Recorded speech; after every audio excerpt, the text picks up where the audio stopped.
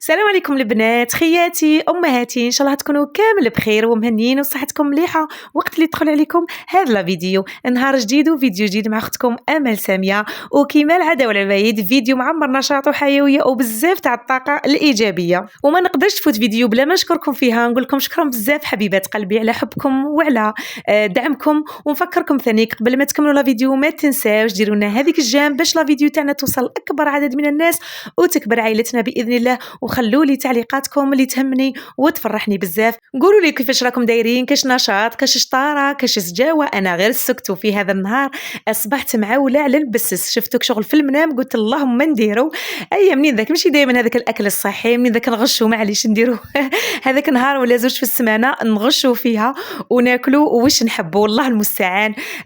باش دائما تكوني مواظبه على هذاك الريجيم ولا تثبتي عليه دائما.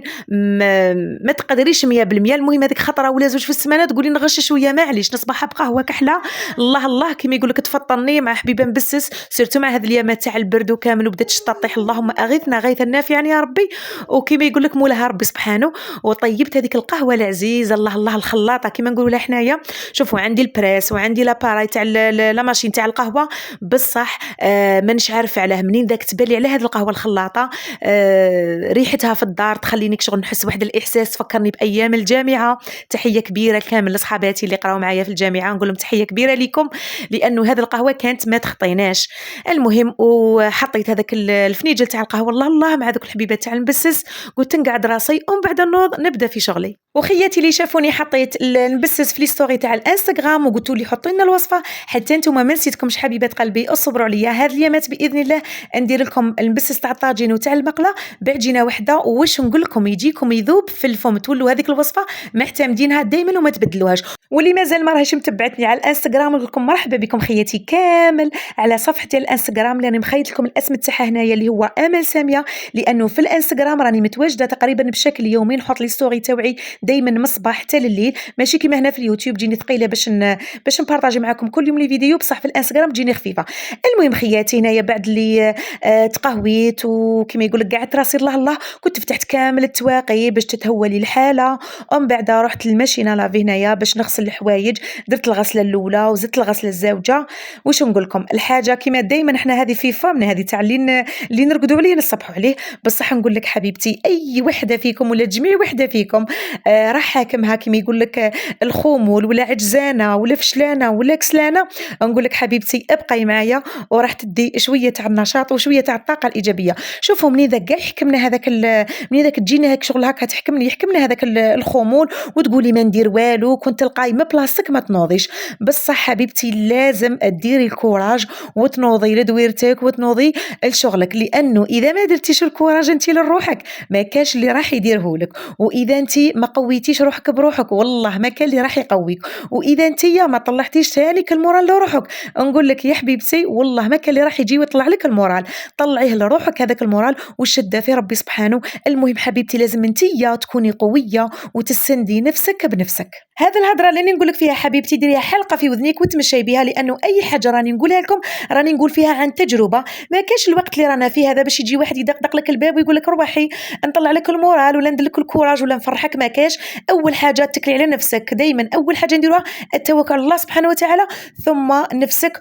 وبداي في شغلك ولا في اي حاجه راكي حابه ديريها. المهم خياتي كما راكم تشوفوا في لا فيديو بديت الشغل تاعي بالاولويات كما كنت دائما نوصيكم. درت الحوايج يتغسلوا باش نتهنى منهم ومن بعد رحت لي سانيتير ثاني قلت حتى هما نقيهم حكيتهم كما شفتوا. نقيتهم وفحفحتهم الله. وبصح باش نزيد نكمل الزرزاق كامل الدار ما نقدرش، لانه كل وحده كما دائما نقول لكم ثانيك تخدم على حساب صحتها وعلى حساب القدره تاعها. كي نقيتهم هما الحمد لله ايبا ما نقدرش نزرزق كامل الحاله ومن بعد نحصل لا درت غير شويه تاع الصانيبو مسحه خفيفه للدار. المهم كي ندور نشم ريحه النقا. ما تخدموش شغلكم على ضربه، خاصه اللي عندهم وليداتهم يقراو. الله المستعان وربي قدرنا اجمعينكم على بالكم. بداو غير بالاولويات الحوايج تاع الصح هما الاولى والحوايج اللي نقدروا نستناو ولا نخلوهم حتى من بعدها ومن بعد نكملوهم في غرضنا. المهم خياتي انا بعد اللي درت كامل المسحه هذيك للدار رحت للكوزينه. دوك شوفوا معايا واش راح ندير اليوم. جيت نشارككم افكار وتدابير راح تفيدكم بزاف في الكوزينات تاعكم، سواء بالنسبه للمراه اللي قاعده في الدار ولا اللي خدامه ولا اللي وحده مريضه مريضه ولا اللي عندها تربيه وليداتها يقراو. المهم اي حاجه ديروها تنقص عليكم الشغل راهي فايده لكم وراهي كامل ترجع لكم بالراحه. انا خياتي رحت وجدت الخضره كامل اللي نحتاجها، راح نوجد هنايا درت عشايه على البكري. هنايا غير كملت شغل دخلت للكوزينه، كان عندي ديجا الفطور على بها، بديت في الحشا ديريكت، كان عندي الفطور في الفريجيدير. اي حاجه انا كي نديرها نزيد منها، كي نزيد منها شغل نبقى مهنيه في راسي. رحت هنا وجدت الباذنجان قطعته ودرته في الماء والملح شويه، ومن بعد شتو قطعته كاريات صغار، ومن بعد درته في المقله يتقلى. درت له واحد 6 مغارف ولا 7 تاع الزيت وخليته غميته ونقصت له هكا باش يتقلى مليح. ومن بعد قطعت كامل الخضره تاعي قلت لكم اللي نحتاجها. قطعت البطاطا تاع القليان ثانيك لانه راح ندير كراتان تاع البطاطا والباذنجان في الكوشه. دوك تشوفوا الطريقه تاعها سهله وتجي بزاف بنينه. وهنا رحت نوجد في لاصوب تاع العدس، نوجد غير في الخضره تاعها. هنايا حكمت البواط مونجي اللي راح نديرها في الكونجيلاتور. قلت لكم هذا التدابير راح تنقص عليكم التعب بزاف.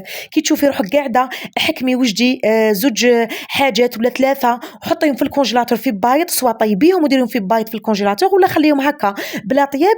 نهار اللي تكوني ماكيش قادره ولا ما عندكش الوقت تجبدي من الكونجيلاتور ديريكت تبداي حطي في القدره تاعك ولا في الكوكوطه ولا في الطاجين وبداي طيبي فيها تجيك سهله. هنا في لاصوب تاع العدس واش كنت رايحه واش درت فيها خضره، درت فيها البصل، حبات بصل صغار، درت فيها حبات زروديه، حبه بطاطا كبيره، والورقه تاع الوريقه ولا شويه تاع الكرافس، هذيك الكركاسه ولا غير هذاك الظهر تاع الدجاج، زوج سنات ثوم، وهذا مكان، والعدس الاحمر. هذا واش راح ندير هنا وجدتهم هكا تنقص عليك التعب. تنوضي ما تنوضيش بكري وتكوني تعبانه، تكوني خرجتي برا ما عندكش الوقت تجبديها. وغلقت عليها ونديرها في الكونجيلاتور. وراني نوري لكم هنايا ثانيك في المقيرط هذاك اللي درته معكم مره وخليته في الكونجيلاتور، لي ميني برجر ولي ميني بيتزا ثانيك اللي خدمتهم معاكم. المهم اي حاجه تنقص التعب ماذا بينا نديروها ونتهناو. وهنا راني كما قلت لكم غطيت ولا غميت، كل واحد كيفاش يقول، غميت هذاك الباذنجان قليته كما يقول لك براحته. والحاجه شابه في الباذنجان كي تقليه كاريات صغار هكا يعاود يخرج كامل هذاك الزيت اللي تقلى فيها. راح نحط الباذنجان في طبسي على جهه ونجيب البصل تاعي ونقليه في هذا الزيت. البصل هنا كنت مقطعه 2 حبات كبار. الزيت هنا راني نوريكم فيها بلي ما راحش نزيد، غير هذيك الزيت تكفيني. هنا قطعت 2 حبات كبار تاع البصل نديرهم في هذيك الزيت يتقلاو ونخليهم يذبالوا غير شويه. كي نشوفهم ذبالوا شويه نجيب مغرف كبيره تاع المارغرين. دوك تشوفوا علاش درت هذا المارغرين ونقليهم ثانيك شويه نخليهم يتقلاو. ومن بعد هنايا شوفوا علاه درتها باش نقصوا هذيك البيشاميل ديريها في كسرونه على جهه ومن بعد الحشو في جهه. لا شغل كلش راح نديرو على ضربه. حطيت ديك المارغرين هي الاولى ومن بعد نجيب هذاك النص صدر تاع الدجاج. هنا درت غير نص صدر تاع الدجاج، تحبي ديريها كصدر تاع الدجاج مقطع ولا عندك بولي اشي اي حاجه عندك ديريها. نخليه ثاني كيتقلى مليح ونجيب لي زيبيس تاوعي اللي هما فلفل كحل، سكنجبير وشويه تاع الكركم وراس الحانوت.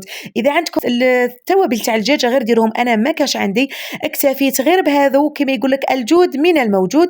ومن بعد اللي تقلاو لي مليح وذاك الدجاج ثاني كشرب مليح هذوك التوابل، جبت هذيك الباذنجه اللي كنت حطيتها على جهه نزيد نخليها تشرب هذيك النكهه ولا ديك البنه تاع لي زيبيس. ومن بعد ندير مغرفه كبيره تاع الفرينه. بعد اللي ندير مغرفه كبيره تاع الفرينه تتقلى غير شويه نزيد لها 2 كيسان كبار تاع الحليب، ونبقاو نحركوا فيهم باش ما ديرناش حبيبات حتى تعقد لنا وتولينا كيما البيشاميل. درت 2 كيسان تاع الحليب في مغرف تاع الفرينه ومغرف تاع المارغرين باش البيشاميل تاعنا تجينا خفيفه وتجينا بنينه وتجي شابه. كي تكون ثقيله بزاف ما تجي تقهم واصلا ما تجيش بنينه. المهم بقيت نحرك فيها ونساعد فيها غير بشويه لانه المقله كانت شويه صغيره باش ما تدفقليش حتى اللي عقدت لي وثقلت لي. شوفوا هنايا طفيت عليها غير تبدا تبقبق طفيو عليها. ومن بعد جيت للبطاطا اللي كنت استفتها كامل في البيركس ونفرغ عليها الخليط تاع البيشاميل والبصل والدجاج.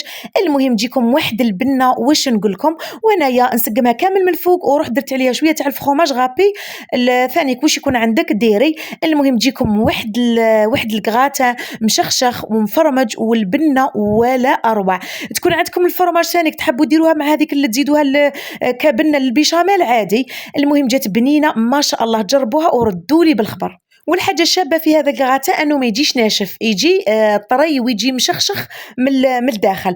المهم خياتي نرجعوا بالنسبه للافكار والتدابير اللي تنقص عليك التعب وتنقص عليك الوقف. كاين بزاف اخوات تقول لك لا لا انا ما نديرش هكا، وانا هذه الحاجه ما نحبهاش وما نحبش الصوالح تاع الكونجيلاتور. شوفوا، وحده ما تهضر على وحده، وحتى وحده ما تضحك على وحده، وكل وحده وظروفها، وكل وحده وصحتها، وكل وحده وحياتها اللي راهي عايشتها. انت ما تقدري تحكمي عليا وانا ما نقدر نحكم عليك، انا ما نقدر نشوف ظروفك وانت ما تقدريش تشوفي ظروفي. كل واحد كما يقول لك يدير الحاجه اللي تساعده. المهم حنايا اي حاجه ولا اي تدابير وافكار يفيدونا وينقصوا علينا التعب، ماذا بينا نشاركوا ولا نفيدوا بعضنا بعض بهم. حنا نسا ما نكذبوش ثانيك على رواحنا، اي حاجه تنقص علينا التعب ماذا بينا نديروها كما يقول لك وعينينا مغمضين. ومن ورايح راح نشارككم بزاف تاع الافكار والتدابير اللي راح تنقص عليكم التعب والوقاف، خاصه في الكوزينه، وعلى بالي راح تعجبكم. المهم خياتي هذه هي لا فيديو تاعي، نتمنى تكون عجبتكم، واذا عجبتكم ما تنساوش خلوا لي تعليقاتكم المشجعه. اللي نسات الجام تروح ديرها، ونقول لكم عاونوني بالبارطاج، بارطاجيو لي هذا لا فيديو مع كامل الناس اللي تعرفوها فضلا وليس امرا اكيد. نقول لكم نحبكم بزاف بزاف، تهلاو لي في روحتكم. الى فيديو اخر ان شاء الله تعالى.